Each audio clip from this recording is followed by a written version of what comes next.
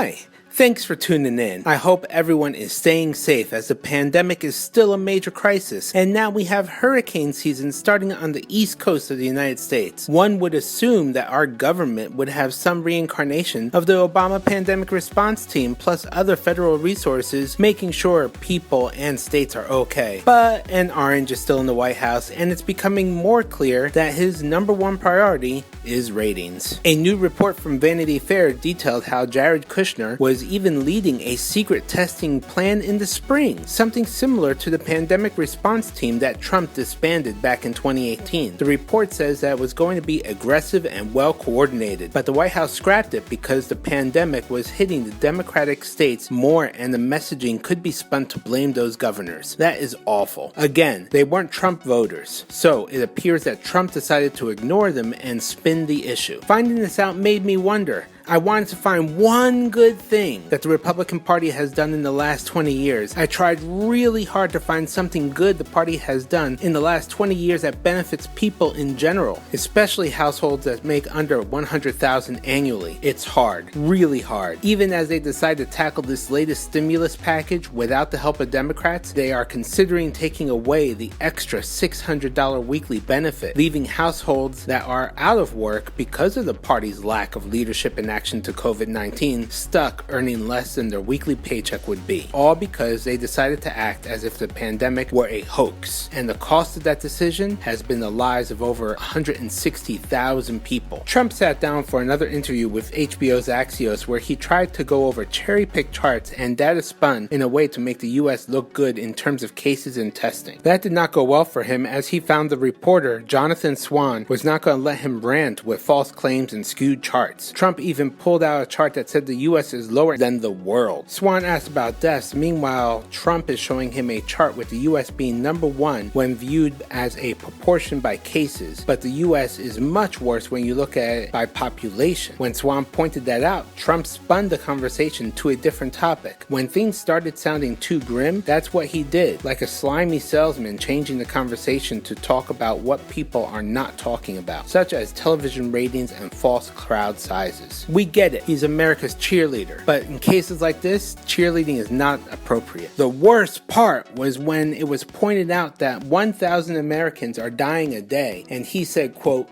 "It is what it is," end quote, and attempted to show it was down from its highest point, which is true, as it was 2,000 a day, then it dropped down to 500, but then cases started spiking in the Sunbelt states, and now it is going back up to 1,000 a day and higher. He also tried again to push the false narrative that mail-in voting will cause voter fraud. Then the next day, he implied that if it is in a state like Florida with a Republican governor like DeSantis, it is to be trusted, while states like Nevada with a Democratic governor like Sisolak, it is not, showing he is still trying to make this terrible situation a political football instead of showing he's caring for the health of citizens. Whether they support him or not, he is the leader for all in the US, not just his base. The interview is up on YouTube. I'll post a link in the description below. The US is about to hit 5 million COVID-19 cases, which is over a quarter of the total worldwide. The United States also has over 160,000 COVID-19 deaths, which is almost a quarter of the coronavirus deaths tallied worldwide. Please do your part to stop the spread of this deadly virus. Wear a mask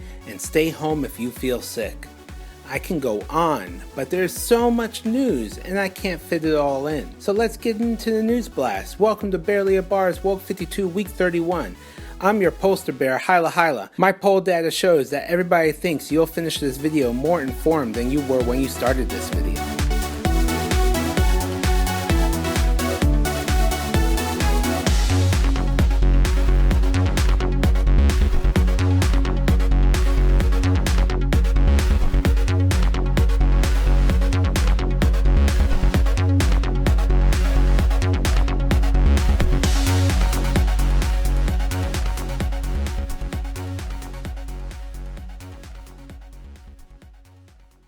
Trump is creating conspiracy theories about mail-in voting and Obamagate. He even suggested delaying the election so people can vote safely in person. This as states start to push mail-in voting. Trump announced he plans to ban the popular social media platform Tik Tok, while also seeming to not know what TikTok is or does. While there are valid concerns for security issues, we all know the real reason that he wants to ban it. Microsoft has placed a bid for the company, and if approved, Trump wants the US to have a cut. Meanwhile, China isn't happy about a forced sale and says it will take action if it happens. Social media companies increase cracking down on false ads by the Trump campaign and moderating misinformation. The conventions are coming up, with the GOP announcing that the press will not be allowed in, and the DNC saying that Biden and most others will remote in. The USD has lost 10% in value since March, mostly due to the lack of COVID control. 41% of black-owned businesses in the US shut down due to COVID-19. Australia declared a state of disaster as almost 700 new COVID cases were confirmed and 7 deaths. New York Attorney General Letitia James sues the National Rifle Association. Boom! 52 seconds.